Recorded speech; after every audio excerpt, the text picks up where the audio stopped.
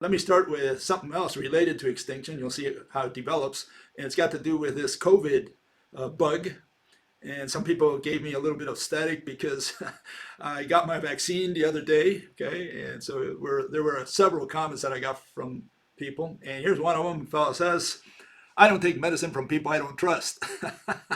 I can't believe you took the sleever, Bill. Yeah, I did. No biggie. Uh, you know, what can I say? I took it for a different reason. Okay, and I'll get to that in a second here. Another fellow says, "You got the kill shot, Bill? It too, brute." Yikes! Nice knowing you. If you aren't dead after September. Yeah, and so we have good old Caesar there being stabbed by COVID jabs, COVID vaccine jabs. Yeah, yeah, maybe that's the way he went out. I don't know. Maybe they stabbed him with vaccines. Another fellow says, I like this one. He offered a solution. He says, "Sorry to hear that, but hopefully you were smart enough to put a fake arm towards the Satanist who wanted to put the poison into your body." Um, yeah, that would have been a good idea. Put a fake arm, my prosthetic arm. Okay, so there are a lot of people who don't agree with this vaccine deal. Okay, one fellow did. He said the following. He said, I got my sugar water shooty jab a couple of months ago because I'm not a diabetic and I like being able to go places. And that's essentially my situation. I like to travel. I do travel. I did travel about a couple of months ago. I think it was May or June, and went to Iceland. And they gave me hell. I mean, they put me in a hotel for 5 days. I had to be under quarantine. And now I'm planning on going in a couple months to a much less advanced nation, and I don't want the hassle. I really don't want the hassle. I've got a friend of mine who, when they started putting requiring these masks, she said she wasn't going to put it on, and so she went into supermarkets, she went into the bus, she went into everywhere and didn't use a mask. And the problem was she got her way, right? She's a tough cookie, but the problem is, everywhere she went, she had to fight, had to struggle. And the question is whether you want to go through all that, and my decision is not to go through all that. I'd rather be on the safe side. Now, I don't care about this vaccine at all. I didn't get the vaccine in a year and a half. The only reason I got the vaccine is I got to travel, and they're going to make life miserable for me when I get there, when I come back here. Here, if you come from a fourth world nation, they put you on quarantine when you come back, 10 or 14 days. I don't remember anymore. And I don't want to go through that. I mean, I don't care about the vaccine one way or the other.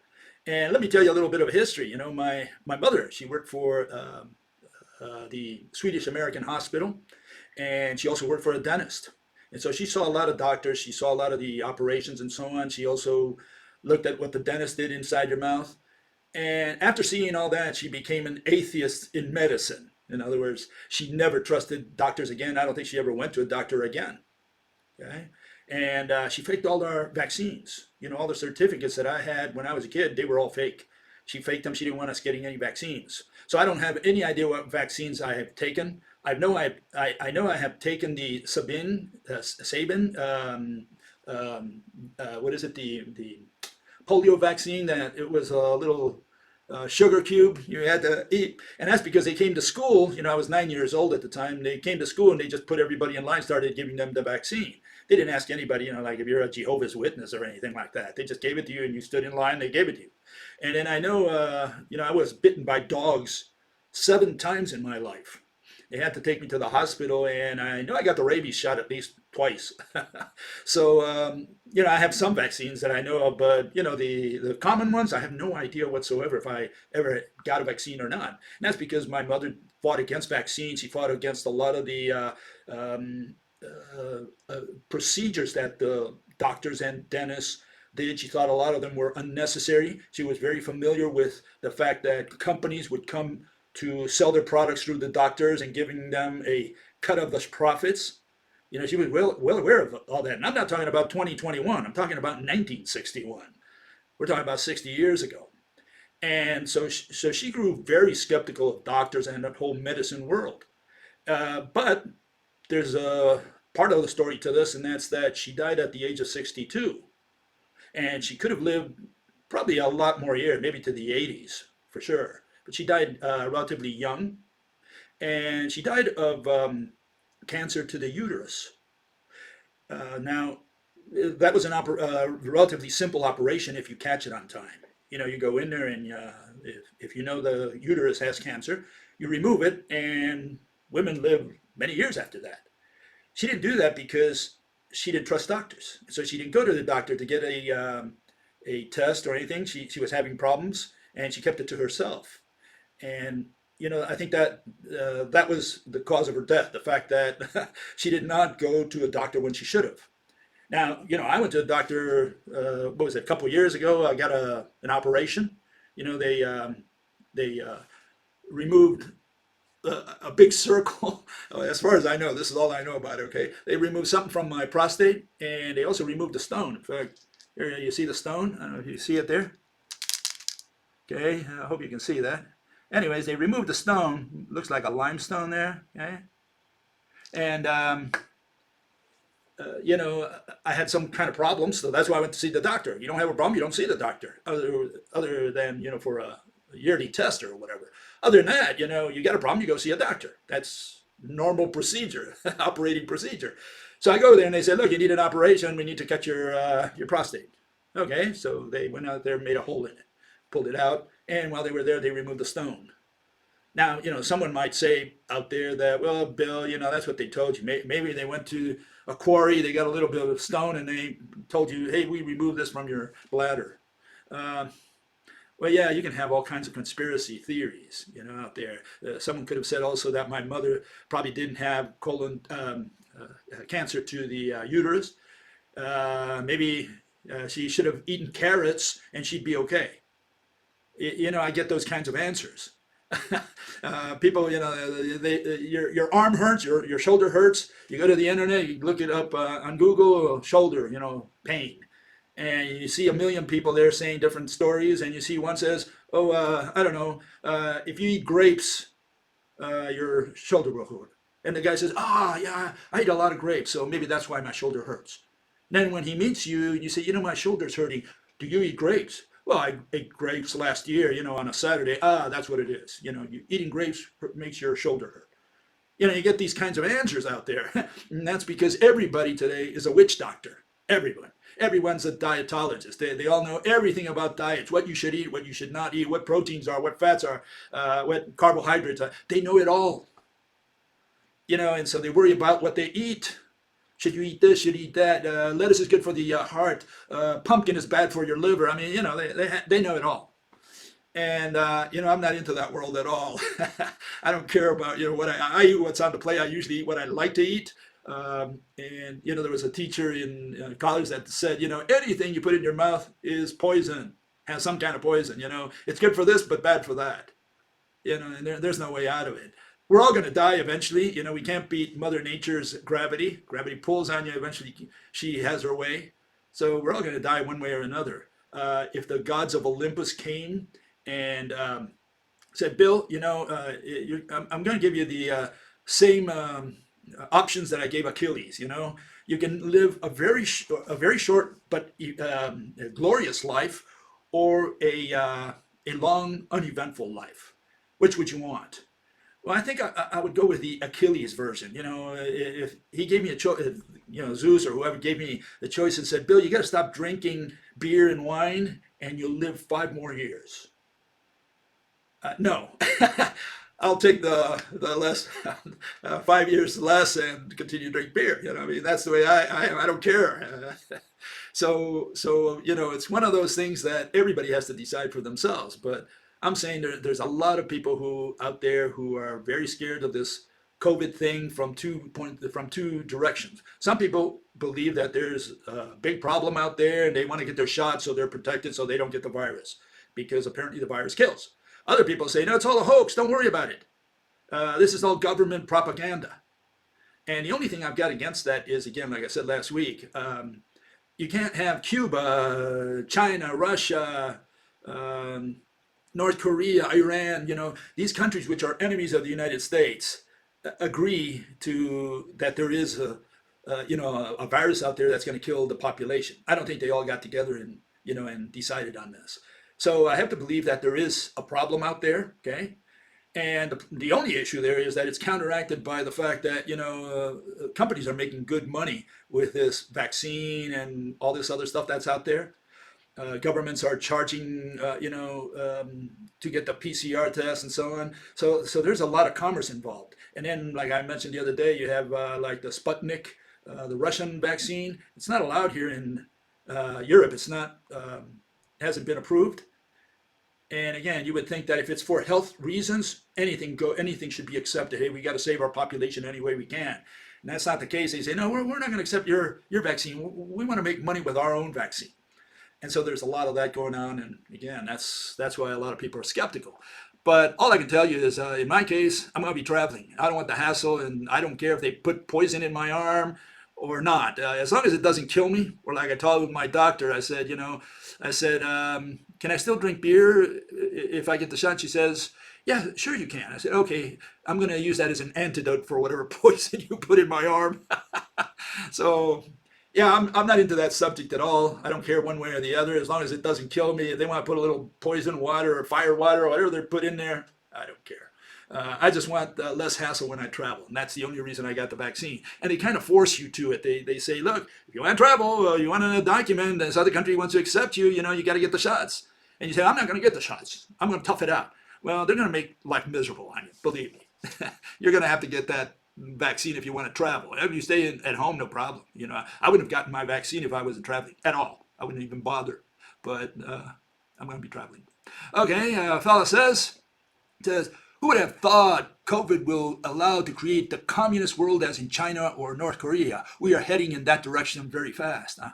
What worries me most is how easy most of the people believe the big lie, and how easy for governments, corporations it is to introduce the regime.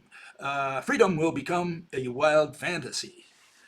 Okay, I know a little bit about communism because I dedicated so much of my life to it, and what I can tell you is communism is nonsense. There is no such thing as communism. As far as freedom is concerned, I'll give you a little anecdote.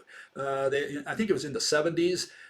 Someone in the United States, a reporter, one of these shows, they interviewed a Soviet, and I don't know who he was, but the guy said, you Americans, you think you are free. We know we're not. And I think that pretty much synthesizes it.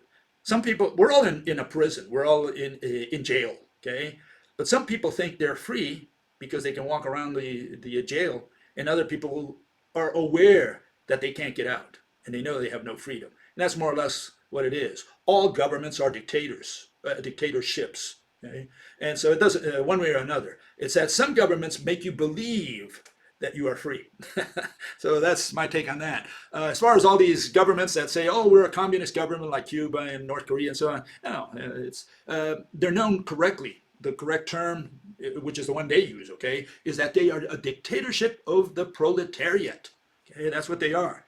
What is a dictatorship of the proletariat? First and foremost, it's a dictatorship, okay?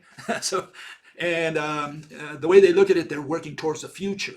It will be our great-grandchildren who will enjoy communism. Yeah, but see, if you're an atheist and you're not going to go to heaven, right? Well, you may not want to wait till you are reborn, 5 generations later to see what came out of the world. No, you're going to live your life today. And your life today is dictatorship, and it's these rulers who are there and say, oh yeah, someday we're working towards the future. Someday we will have communism. And where does that leave me? Well, you have to support us. That's what you got to do. You got to send your taxes. You got to fight in the military whenever they invade us. You got to do all these things so that our future children will live in this paradise. Yeah, and meanwhile, see, the rulers, they live in great style. Like if you go to Cuba, you see the big guys up there. Oh, they eat chicken, they eat meat. They're the meat eaters, as some of them call them, down at the bottom. The people, they eat what is called this boniato. Boniato is a type of potato that grows on the island. So we have the boniato eaters and the meat eaters. That's how the society is divided. And that gives you a synthesis of what communism, equality is about, Equal, we were all born equal. So That's my take on communism in a nutshell. Okay, another fellow says, if your rule about inbreeding holds true, it must apply in microcosms like isolated populations. Okay, small isolated populations ought to face rapid extinction, okay, from lack of genetic diversity. Maybe not. Okay, yet many species have survived on one island for so long that they evolve into a distinct breed or race. Okay, isn't genetic quality more important than diversity? Okay, good question. Enabling people to survive and reproduce who would naturally have died lowers the genetic quality of future generations. Is diverse but poor quality genetics really better than narrow but high quality genetics? Extreme inbreeding, this is his conclusion from that, or where he leads to that, right? Extreme inbreeding prevents genetic defects from being corrected. But if the genetic quality was already high, there may be no serious genetic defects made apparent by inbreeding. Okay? Another fellow, along the same lines, okay, says the following. He says, the risk of food scarcity is possible, but more likely won't be a complete extinction. Well, he's just got to become more familiar with the theory that I put forth. I don't think he's aware of it, okay? But it says, some will survive, and I've addressed that issue. No, whoever survives got a big problem, okay? And that's a long story, but for sure they won't reproduce, okay? About loss of genetic diversity, not necessarily bad to have useful selected traits, more or less along the same lines as this other fellow. However, for humans, okay, natural selection no longer happens now. All sort of people breed, so bad genes are passed on. A significant portion of the educated middle class does not breed enough. Again, people have this mistaken idea that's got to do with poor people breeding, okay? And that's not totally true. 19th century, it was the rich people who procreated. So do a little bit of history, look up the past, and you'll find out that it was the rich people who had children, not the poor people. It was the other way around. You don't believe me? Go to the Bible, okay? And you'll find out that Israel, Jacob, yeah, he had, what is it? He was a cattle rancher, essentially. You know, he not cattle, but sheep or whatever they had in those days. He was a rancher. He was a rich man, and he had 4 wives. You know, with the 2 slaves that he slept with, and he had 12 children plus a little girl there, right? So it was the rich people who procreated, and why? Because they wanted to bequeath their land, their whatever they worked for throughout their life. They wanted to bequeath that to the next generation. So it's not true that poor people breed. It's people who are in the country primarily who breed. When they come to the city, they stop breeding. Maybe not the first generation, for sure the second generation. Women, especially women, right? But men too, but mainly women, when they come to the city from the country, you know, they still might have children, or they might bring the children with them, but those children, they will not reproduce. And they're still poor, but they're not going to have children because they're already in the city and they don't have the economics to maintain those children. So they're not going to have just children for the sake of having children. In fact, they don't. Okay, so look up, again, this transition from the country to the city. That's what produces children, okay, when you're in the country, when you have these open spaces. It says that the middle class doesn't produce enough. This could cause a genetic regression overall. Mixed race couples introduce some genetic diversity. This happens more and more. And again, all I can tell you, inbreeding is a bad deal, no matter how you look at it. And I covered that a couple of weeks ago. Here you have Charles II of Spain. He was called El Hechizado. He was from the Habsburg family. And his great-great-grandfather, Charles I, okay, Charles V of the Holy Roman Empire, Charles I of Spain. That's why this guy's Charles II. And all the Philips that went in between, they all had the Habsburg chin. And he was born, they say, retarded. That's why he was called El Hechizado, the bewitched, because he was not mentally sane. And there are different theories on that, by the way. But for sure, you know the case of Alexei Romanov. And he was a great-grandson of Queen Victoria. Okay? And in the family line of Queen Victoria, 9 people had hemophilia. Why? Because they've been intermarrying for who knows how long, inbreeding. The Amish have been inbreeding for 300 years. They have all kinds of genetic diseases today, including mental problems. Okay, and humans, we've been inbreeding for over 200,000 years. We have not mixed with anybody else, and so yeah, I don't think inbreeding is a good deal.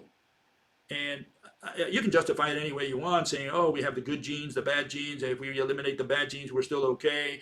And animals that are on an island, a few animals there with the same genetic code, they're okay. Um, all I can tell you is don't inbreed. If you inbreed, you're going to die. You can't continue inbreeding forever. Okay, you might do it for non-geological time, maybe 100 years, something like that. Sure, you cannot do it for forever. Okay, and in the end, inbreeding is the end of a species. In fact, I argue that inbreeding or lack of genetic diversity is what eventually causes the extinction of a species in a background extinction. Their population pyramid overturns, then they can only inbreed, and they inbreed themselves to death. They don't continue forever. But if you look at some animals for a short while, only a few years, they say, well, here we have a few animals on the island, and they all have the same genetic code. Yeah, I'm wondering how long that's going to last. Is it going to last 50 years, 100 years, 1,000 years, a million years? No, that's the end of those animals. Okay? So that's all I can tell you. You can believe whatever you want. I'll tell you my theory, and my theory is that inbreeding leads to extinction. You have created a new branch of science, one guy says. Extinctiologist. No. A paleontologist is an extinctiologist. Okay?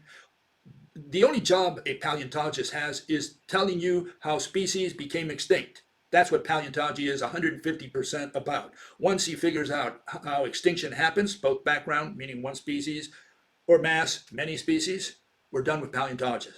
We don't need paleontology anymore. Okay, we're done with it. Anything else is known as stamp collecting. This thing about collecting bones in the field, dusting them, assembling the bones for a museum, that's not paleontology. That's stamp collecting. Paleontology, extinctiologist. You got to tell me how species died in the past. Okay, and he asked me to go and check this guy, Michael Cremo, and this fellow says that, or believes or theorizes that humans have been around for 40 million years, that it's a mistake to say we've been only around maybe for 200, 300,000 years. We've been around for 40 million years. That's his argument. Too lengthy to cover here, but my answer is, my short answer is no. This is what happens when people find something in the field. They interpret what they find and they reach these outrageous conclusions. You got to use your brain, not evidence. Evidence is not sufficient to create a theory. It helps, but mainly it helps to convince people, including yourself. That's different than theorizing and saying, okay, if this is true, what can I explain with that? Okay, and that's when you run into trouble. To say that humans have been around for 40 million years because you found, I don't know, a bullet in the rock dated to 40 million years ago, and you say, see, there were humans here because this bullet could have only come from them. Well, maybe there are many other types of explanations for that, and not the one people like this gentleman is thinking of. Okay, so theories, they have to be rational, and rationality works more or less hand in hand with common sense. Okay, it's not an exact match, but you got to use common sense, the least common of all senses. Okay, another fellow says, I have a terrible suspicion why they want to vaccinate at all. Okay. Bill says that humans practically no longer have any genetic diversity. Yeah, we've lost genetic diversity. We are all essentially clones of each other. 8 billion clones for the most part. I mean, there are differences, obviously, but the differences we have could be cosmetic. Okay, they're not really profound. So whoever you marry today, you're marrying your brother or your sister from a genetic point of view. That's how close we are all of us on Earth today. We descend from the same billion people in 1820 who descended from the same 300 million at the beginning of the Christian era, who came from the 10 million who came maybe 10,000 years earlier. And we didn't come from all of those because, again, you have bottlenecks, population bottlenecks, some disease, war, whatever, that came in, chopped a big chunk of population. And then from there, what you have is a smaller base, which is the founder effect that creates the next generation. And if you do that many times, well, all you're doing is streamlining the genetic code. That's where we are today. Okay, so that's the argument. Okay, could it be that they want us to create diseases through vaccination? So we put a vaccine, okay, in your body, like they put in my body, and what this does is compel you to your body, or you, right, if you're going to procreate, right, to adjust to the new vaccine, right? So now you change your code in relation to that. Maybe not you in one generation, maybe over 2 or 3 generations. And suddenly we have more genetic diversity because now we fought against a new environmental problem, which is the vaccine, the poison they put in your arm, okay, or in your veins or whatever. This is more or less his argument here, okay? So that individual from diseases and the species become immune, and thereby a quasi-new genetic diversity develops through vaccination. In short, so that the human species does not die out immediately. It exists much longer, okay? That's his argument, okay? And what can I say about that? All I can say, I don't think we're going to create a new diversity, more genetic diversity through vaccines. Okay, this takes many generations, and it takes us moving into new environments. And there are no new environments we can move into, even if we move to Mars, by the way. Okay, let that be clear. You go to Mars, you bring your house with you. You bring your air, you bring everything that you need to live in Mars. So even though it's a totally different environment, it's not like you move in there and start breathing, CO2. No, when you go there, you're going to take your own air, you're going to, your whole equipment with you. You're probably going to grow the same plants that you have here on Earth, et cetera, et cetera, et cetera. So it's like you never left home. You're not forcing your body to adjust to anything. That's different than when we migrated, okay? Like humans apparently migrated from Africa to Europe. That's at least the theory that I vouch for. Neanderthals evolved in Europe, okay? They evolved with the cold. And so, that's when you have genetic diversity.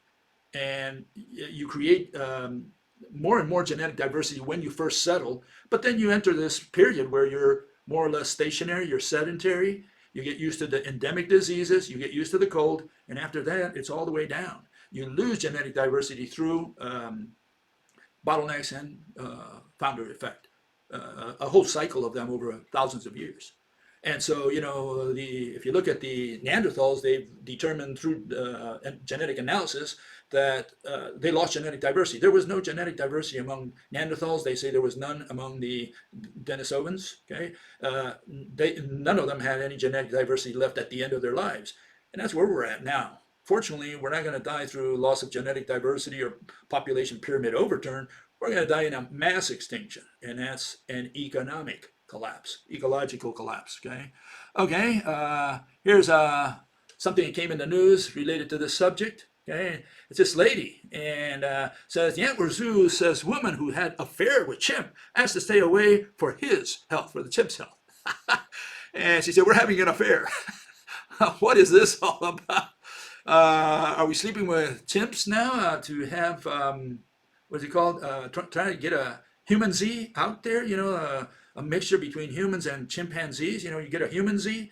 Well, if we could have one like that, well, I'm sure the genetic would be a little, of that individual would be very different than the rest of humanity, okay?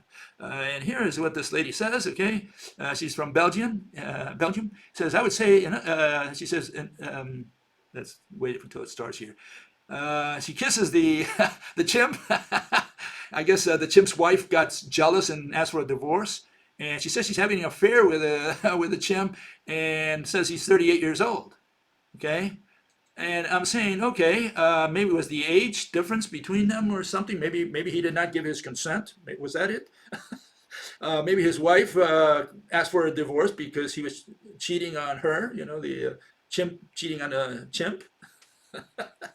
They tried to create a human Z in the 1920s, a Russian guy, and he failed miserably. He went out there and asked for women who were willing to be donors.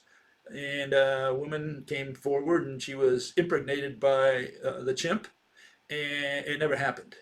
Nothing came out of there. Okay, and this is the issue. A lot of I get people who say, "Well, humans will sleep with anything," and I have to believe these people are mentally retarded. Okay, they're mentally retarded. They don't understand what the issue is. The guy can go behind a cow and do whatever he wants. You're not going to have a minotaur come out of there. The issue is reproduction, not sex. These people are thinking of sex. They're saying, we'll have sex with anything. Yeah, you can have sex with a fly. You can have sex with a spider. You're going to get Spider-Man. You're going to have sex with a fish. You're going to have Aquaman. I mean, what is this? We're talking about reproduction.